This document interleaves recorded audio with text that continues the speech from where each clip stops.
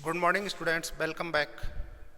पिछले क्लास में मैंने आपको पढ़ाया था कि ब्लूप्रिंट होता क्या है, इसको क्यों बनाया जाता है, इसके उद्देश्य क्या हैं। साथ ही साथ ये भी बताया था कि ब्लूप्रिंट में जो तीन आधार हैं, प्रमुख रूप से तीन ही आधार हैं। नंबर एक प्रश्न, नंबर दो विषय वस्तु, नंबर तीन उद्देश्य। इन तीन में से एक भी चीज़ को हटा दें तो हम ब्लूप्रिंट तैयार नहीं कर सकते। जैसे मैंने आपको बताया था कि विषय वस्तु के आधार पर, जैसे इसमें 5 विषय होते हैं: पॉलिटिकल साइंस, इकोनॉमिक्स, ज्योग्राफी,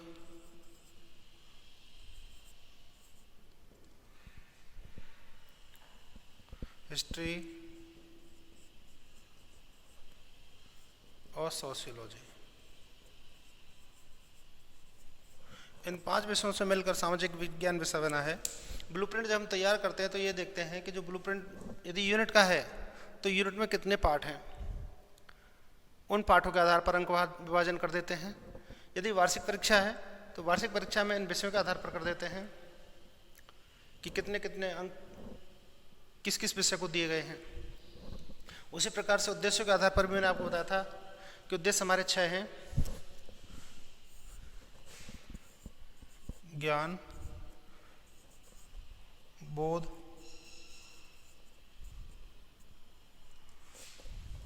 प्रयोग, कौशल, रुचि और छठवां अभिवृत्ति। लेकिन इनमें जो ये 2 उद्देश्य हैं ये अमापनीय हैं, इनका मापन नहीं किया जा सकता क्योंकि देश काल और परिस्थितियों के अनुसार इनमें तब्दीली होती रहती है। लेकिन ये जो 4 उद्देश्य हैं इनमें परिवर्तन मुश्किल से ही हो पाता है। इसलिए हम जो अंक विभाजन करते हैं इन 4 उद्देश्यों को ध्यान में रख के करते हैं। और तीसरी जो बात है वो प्रश्नों के आधार पर कोई भी मूल्यांकन हो उसमें प्रमुख रूप से हम 3 अथवा 4 प्रकार के प्रश्नों को ही लेते हैं। सामान्यतः अब निबंधात्मक जो प्रश्न होते हैं उनको छोड़ने लगे हैं। क्यों? क्योंकि उसमें विषयनिष्ठ प्रश्न आने लगे हैं, व्यक्तिनिष्ठता उसमें सम्मिलित हो गई है, जबकि प्रश्न विषय वस्तु पर आधारित होना चाहिए। इसलिए उनमें थोड़े से दोष हैं, विसंगति हैं। इसलिए प्रमुख रूप से वस्तुनिष्ठ प्रश्न, अति लघुत्तरात्मक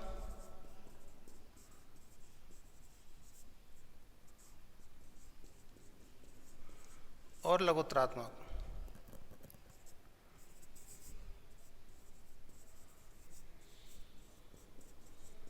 इन प्रश्नों को हम काम में लेते हैं। लेकिन हमारी परीक्षा प्रणाली में भी सुधार की संभावना कम है, इसलिए चौथे प्रश्न को भी, निबंधात्मक को भी हम लेते हैं अभी तो। लेकिन नई शिक्षा नीति में जो मूल्यांकन प्रोसेस आया है उसमें तब्दीली होगी, तब शायद निबंधात्मक प्रश्न को हटा देंगे। इस तरह से इनके आधार पर भी हम अंकों का विभाजन करते हैं कि वस्तुनिष्ठ प्रश्न रखे हैं वो कितने नंबर के रखे हैं, अति लघुत्तरात्मक कितने के रखे हैं, लघुत्तरात्मक कितने का और निबंधात्मक कितने का। साथ ही साथ प्रश्नों की अंक बाहर हो गया, इसके साथ क्वांटिटी भी कि किस प्रश्न को कितना वेटेज दिया गया। जैसे मैं आपको बताता हूँ अभी।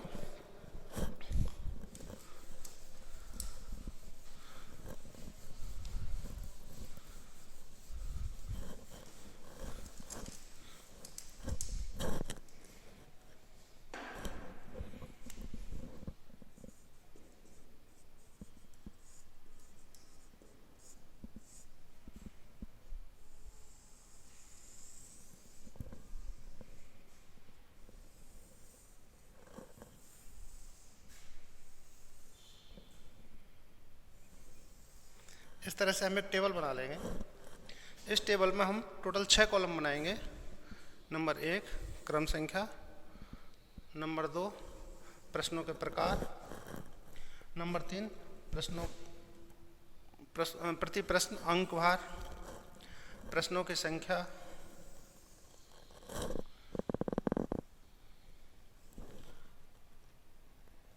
टोटल अंक भार और प्रतिशतता।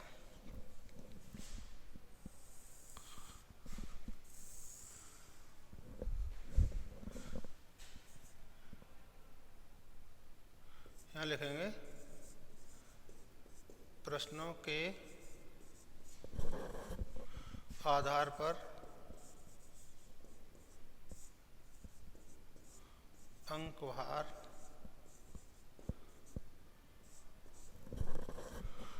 का निर्धारण।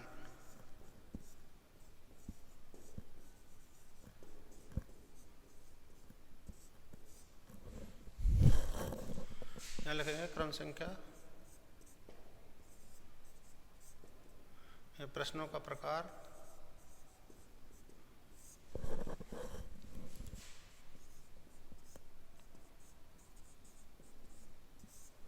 ठीक है। और यहाँ प्रति प्रश्न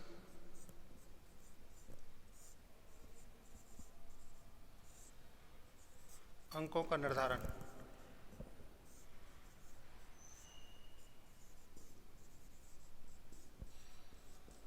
ठीक है। उसके बाद प्रश्न संख्या,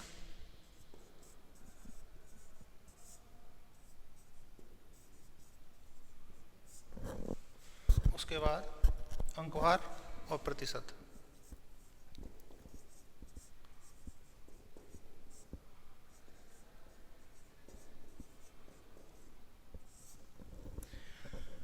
अब बात आती है कि प्रश्न इसमें कौन कौन से प्रकार के आपने रखे हैं। जैसे पहला प्रश्न रखेंगे अपन निबंधात्मक।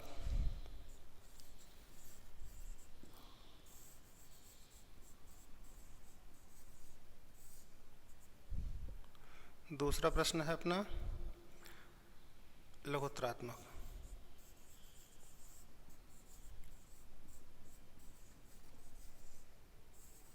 तीसरा प्रश्न है इसमें अति लघुत्तरात्मक।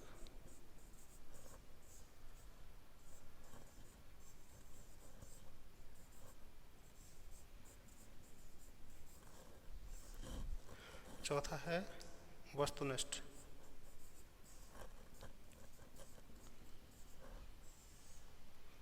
इस तरह से 4 प्रकार के प्रश्नों को हमने इसमें रख दिया।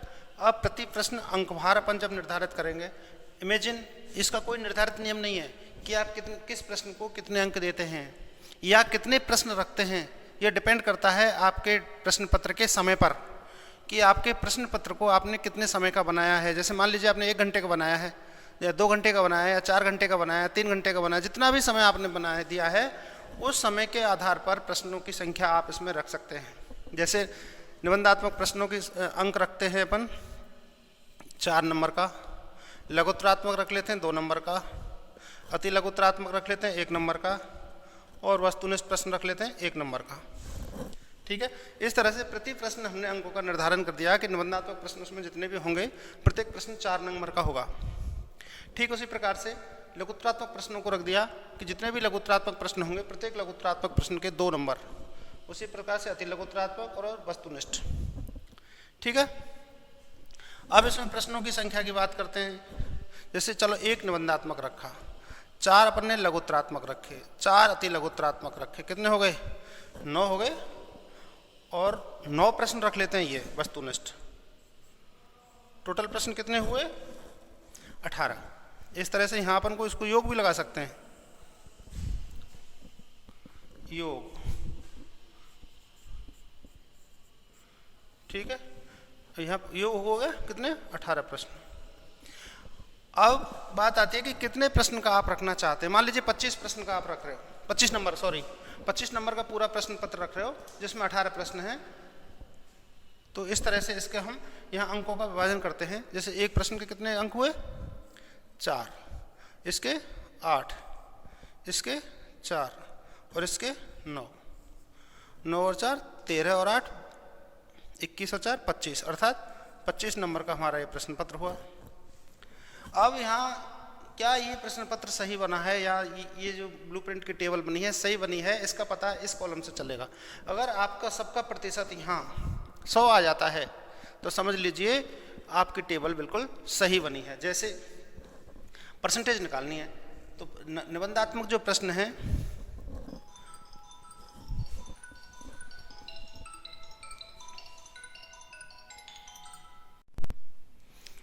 जैसे निबंधात्मक प्रश्न है, तो ये निबंधात्मक प्रश्न कितने अंक के हैं? 4 के। और अंक कितने हैं टोटल? 25। तो कितना हुआ? 4 चौका 16। 16% प्रश्न होंगे निबंधात्मक, 32% प्रश्न होंगे लघुत्तरात्मक, 16% प्रश्न होंगे अति लघुत्तरात्मक और 36% प्रश्न होंगे वस्तुनिष्ठ। अब जब इसको टोटल करते हैं 6 और 2 8 और 12 20, 3 और 2 3 6 और 4 10 100। इसका मतलब हुआ कि हमारा जो ये टेबल है ये बिल्कुल सही है। यहाँ हमने परसेंटेज निकाल लिया। 25 अंक का जब हम परसेंटेज निकालेंगे तो एक अंक पर कितना आया? 4% आया कि नहीं? तो इसको हमने सबको 4 से मल्टीप्लाई किया, तो इस तरह से ये आ गया। इस तरह से प्रश्नों के आधार पर हम अंकों का निर्धारण करते हैं। फिर इसके बाद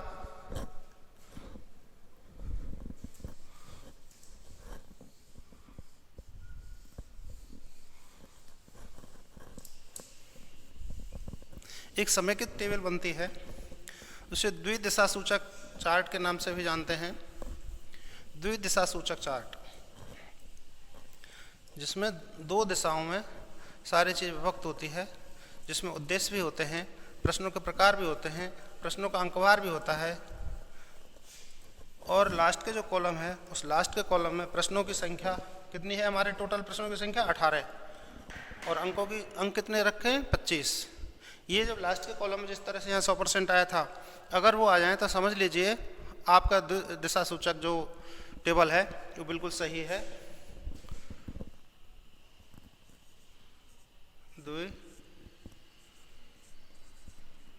दिशा सूचक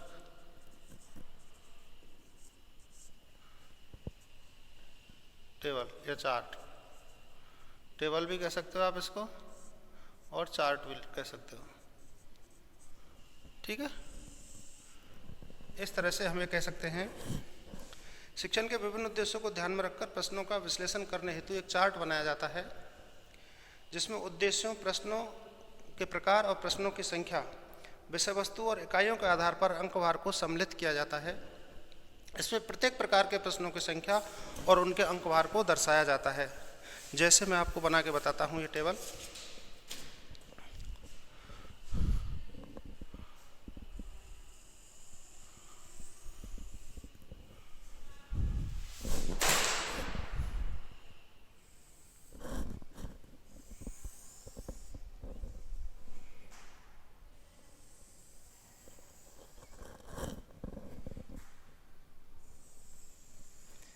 ये टेबल पूरे पृष्ठ पर बनेगी।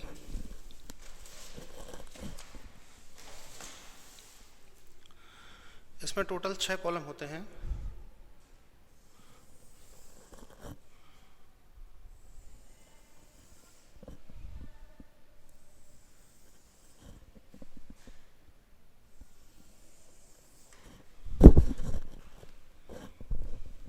और लास्ट का कॉलम इसे बना देते हैं, ठीक है।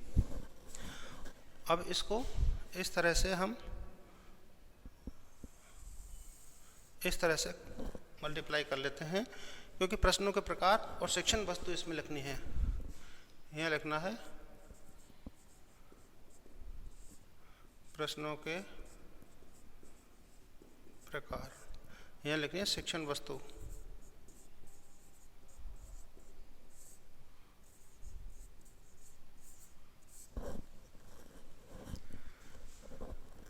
और साथ ही साथ उद्देश्य भी, प्रश्नों के प्रकार हो गए और उद्देश्य इसमें आ जाएंगे। जैसे ज्ञानात्मक उद्देश्य,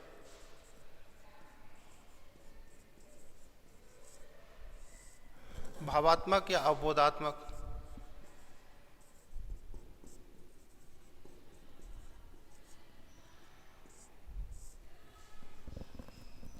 ज्ञानोपयोग और कौशलात्मक।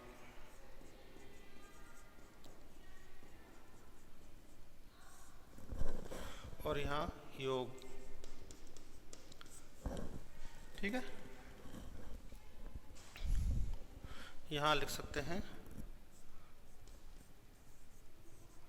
प्रश्नों व अंकों का योग।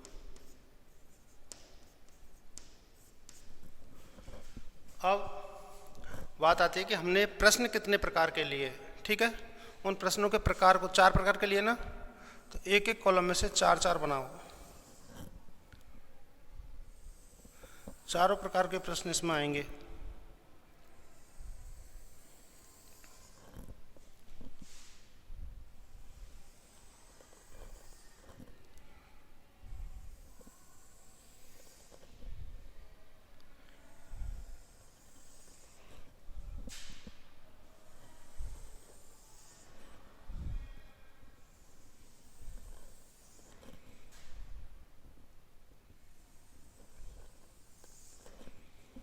इस बात का विशेष ध्यान रखें कि प्रश्न जितने प्रकार के आपने लिए हैं इतने ही कॉलम इसमें बनाएं।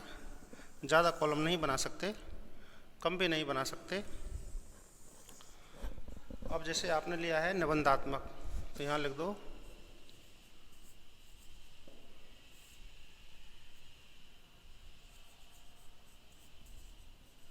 निबंधात्मक प्रश्न, यहाँ लिख दो लघुत्तरात्मक,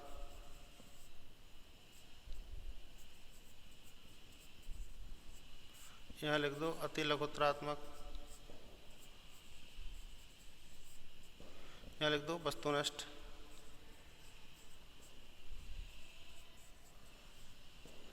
इसी तरह से 4 प्रकार के प्रश्नों के प्रकार अपन को लिखने हैं।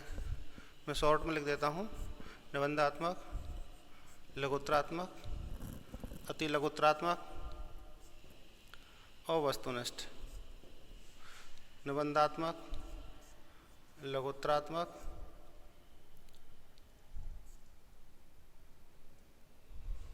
अति लघुत्तरात्मक और वस्तुनिष्ठ। इसमें भी इसी प्रकार से निबंधात्मक, लघुत्तरात्मक, अति लघुत्तरात्मक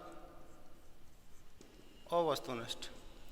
ठीक है, अब इस कॉलम में आपको लिखना है क्या। अगर आप वार्षिक मूल्यांकन बना रहे हैं तो आपको यहाँ विषयों के नाम लिखने हैं। किस किस विषय के कितने अंक आपने निर्धारित किए, किस विषय में से कितने प्रश्न आपने लिए, वो प्रश्न आपने कौन कौन से लिए, लघुत्तरात्मक, निबंधात्मक, वस्तुनिष्ठ, अति लघुत्तरात्मक, कौन से लिए, उन सब का हवाला इसमें देना होता है। मान लीजिए आपने इकाई के आधार पर बनाया है तो उसमें इकाइयों के नाम आ जाएंगे और उस इकाई से आपने कितने कितने प्रश्न लिए उन सब का इस पर उल्लेख आ जाएगा। इस बात का विशेष ध्यान रखा जाए, जो विषय वस्तु है, जो शिक्षण वस्तु है, उस शिक्षण वस्तु का उल्लेख यहाँ होगा, उसके प्रश्नों का उल्लेख यहाँ होगा। उन प्रश्नों में ज्ञानात्मक उद्देश्य पर कितने आपने प्रश्न लिए, अवबोधात्मक उद्देश्य का मूल्यांकन के लिए कितने लिए, ज्ञानोपयोग मूल्यांकन के लिए कितने लिए और कौशलात्मक उद्देश्य के मूल्यांकन के लिए कितने हुए। इसका मतलब यह हुआ, इसका मतलब है कि जो हमने उद्देश्यों का निर्धारण किया कि भाई हमारे उद्देश्यों की प्राप्ति हुई अथवा नहीं हुई, वो हमें इससे पता चलेगा। अगर हम ऐसा नहीं करते हैं, उद्देश्यों के आधार पर प्रश्न नहीं बनाते हैं, तो उद्देश्यों की प्राप्ति का हमें सही पता नहीं चलेगा कि हमारा ज्ञानात्मक उद्देश्य की प्राप्ति हुई या नहीं, अवबोध की हुई कि नहीं, ज्ञानोपयोगी हुई कि नहीं, कौशल की हुई कि नहीं। ठीक है, अब यहाँ मान लीजिए आपने 5 इकाई ली हैं या 5 सब्जेक्ट लिए हैं, उनको मैं कोड में दे रहा हूँ, जैसे A, B, C, D और E। ठीक है, A सब्जेक्ट का यहाँ हवाला आ जाएगा पूरा।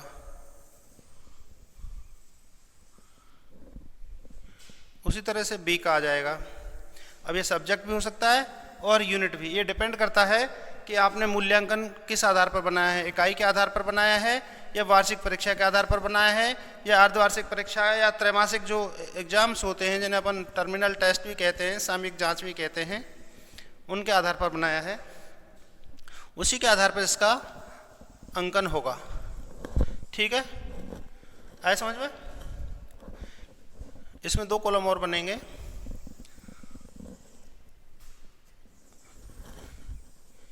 इसमें होगा प्रश्नों का योग,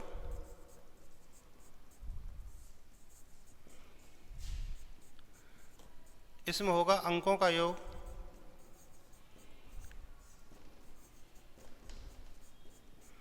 और यहां होगा कुल योग।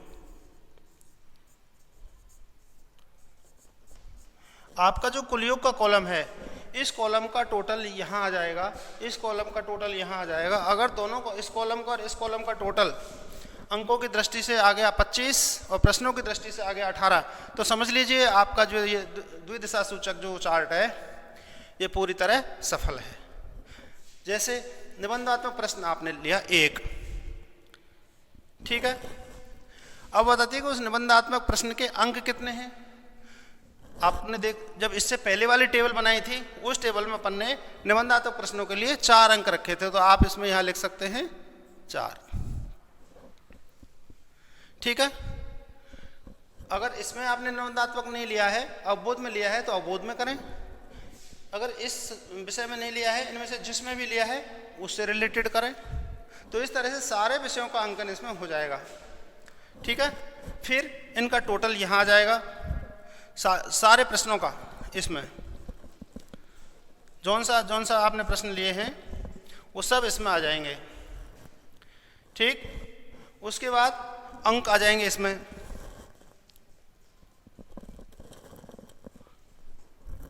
और जो टोटल कुल योग है, यानी प्रश्न और अंक, जैसे इसमें 5 प्रश्न हैं और 5 प्रश्न हैं आपके 7 अंक के, तो इस तरह से आपको यहाँ लिखना है, प्रश्न संख्या बाहर कोष्टक से और अंक बाहर कोष्टक के अंदर। फिर नीचे नोट डालना पड़ेगा, वो मैं आपको अभी बताऊंगा।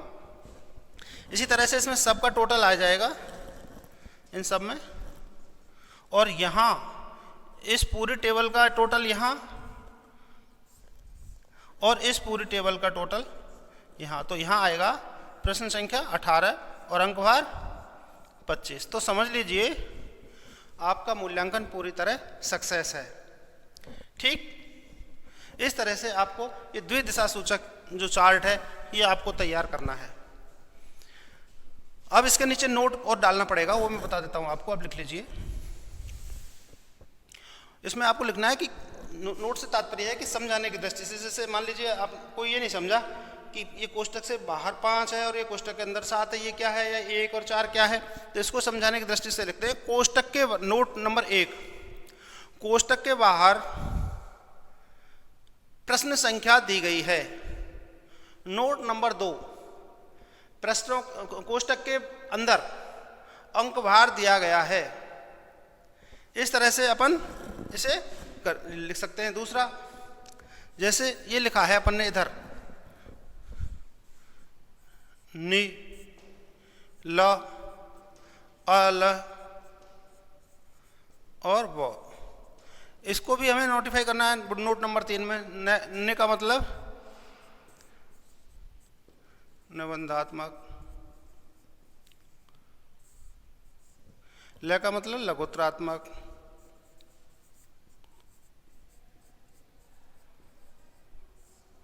अल का मतलब अति लघुत्तरात्मक,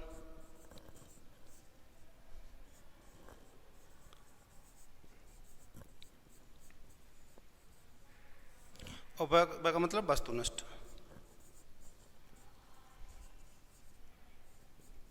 इस तरह से अपन को इसको डिफाइन करना होता है, तब पता चलता है कि शॉर्ट फॉर्म में जो हमने यहाँ दिया है ये शॉर्ट फॉर्म में क्या है, इस कोष्टक के अंदर क्या है, इस कोष्टक के बाहर क्या है, इन सारी चीज़ों का पता पूरे मूल्यांकन का हमें लगेगा। जैसे निबंधात्मक प्रश्न एक ले लिया आपने, तो निबंधात्मक प्रश्न में ले लिया। मान लीजिए आपने कौशल का एक उद्देश्य लिया लघुत्तरात्मक प्रश्न में, तो यहाँ आपको एक प्रश्न लिखना पड़ेगा। लघुत्तरात्मक प्रश्न हमारा 2 अंक का है, तो यहाँ लिखना है। आपने मान लीजिए सी में, इसमें अवबोध में ले लिया आपने, वस्तुनिष्ठ में, ज्ञानात्मक में ले लिया आपने 2 प्रश्न, तो प्रत्येक प्रश्न 1-1 अंक का है, तो 2 अंक का हो गया। ठीक है। इस तरह से इसमें टोटल हमें करना है। सारे विषयों के सारे उद्देश्यों के आधार पर जो भी प्रश्न आपने निर्धारित किए हैं उनके आधार पर भी हमें इसमें डिसाइड करना पड़ेगा। ठीक है। इस तरह से ये हमारा चैप्टर कि ये जो तीसरी टेबल है, चौथी टेबल है, ये चौथी टेबल हमारी समाप्त हुई। द्विदिशा सूचक टेबल इसको कहते हैं।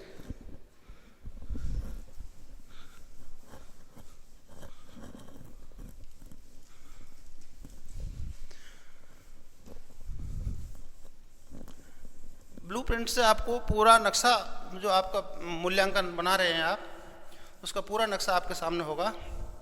आसानी से हमें पता कर सकते हैं कि हमारे कितने प्रश्न का तो हमने मूल्यांकन रखा, कितने उद्देश्यों को रखा, किस उद्देश्य की कितनी प्राप्ति हुई अथवा नहीं हुई तो क्यों नहीं हुई। इन सारी बातों की जानकारी हमें इससे चलती रहती है। इसीलिए ये कहा गया है कि इकाई मूल्यांकन बहुत ज़रूरी है। इकाई मूल्यांकन से तात्पर्य है जो हमारे यूनिट्स हैं, प्रत्येक यूनिट के बाद हमें मूल्यांकन करना चाहिए, ताकि हमें ये पता चलता रहे कि हमारे बच्चों की निष्पत्ति क्या है, हमारे बच्चों ने कितना सीखा, कितना नहीं सीखा। यदि हम ऐसा नहीं करते हैं तो हमें पता नहीं चलता कि हमारे बच्चे सीख पा रहे हैं अथवा नहीं सीख पा रहे हैं।